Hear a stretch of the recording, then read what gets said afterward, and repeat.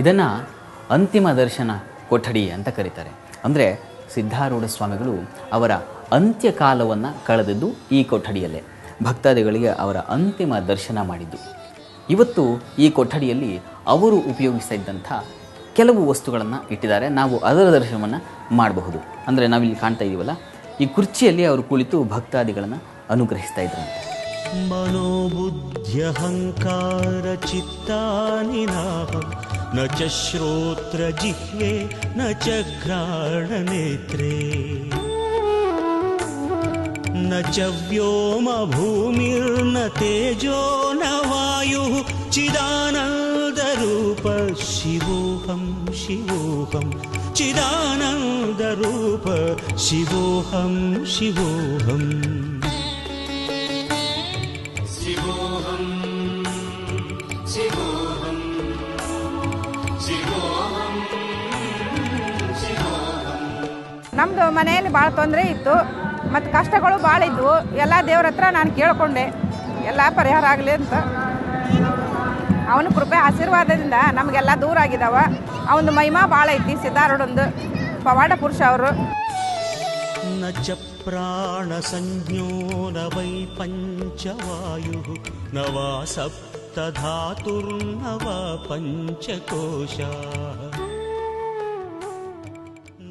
ಇಂಥ ಬೃಹನ್ಮಠದಲ್ಲಿ ನಿತ್ಯ ದಾಸೋಹದ ವ್ಯವಸ್ಥೆಯೂ ಇದೆ.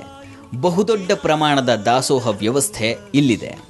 ತರಕಾರಿಯನ್ನು ಹೆಚ್ಚಲಿಕ್ಕಾಗಿಯೇ ಒಂದು ತಂಡ, ಅಡುಗೆ ಸಿದ್ಧಪಡಿಸಲಿಕ್ಕಾಗಿಯೇ ಒಂದು ತಂಡ. ಈ ಮಠದಲ್ಲಿ ಈ ಶ್ರಮಿಕ ವರ್ಗದ್ದು ಮೆಚ್ಚುವಂಥ ನಿಷ್ಕಾಮ ಕರ್ಮ.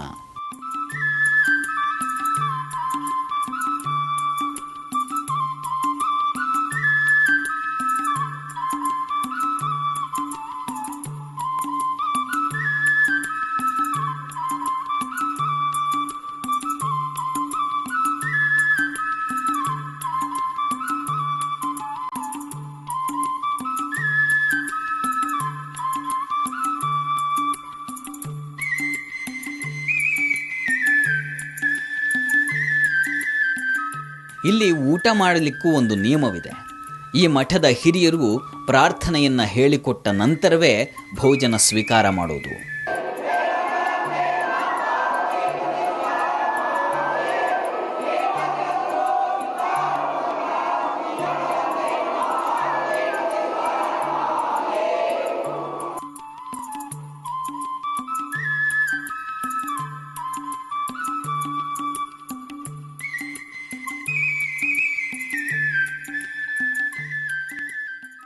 ಜಾತಿ ಧರ್ಮದ ಭೇದಗಳಿಲ್ಲದೆ ಸರ್ವ ಸಮಾನತೆಯನ್ನ ಕ್ರಿಯಾದ್ವೈತದ ರೀತಿಯಲ್ಲಿ ಆಚರಿಸ್ತಾ ಇರುವಂತಹ ಮಠ ಇದು.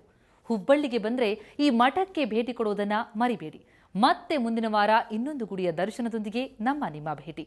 ನೇರ, ದಿಟ್ಟ, ನಿರಂತರ ಸುದ್ದಿಗಾಗಿ ನೋಡ್ತಾ ಇರಿ ಸುವರ್ಣ ನ್ಯೂಸ್.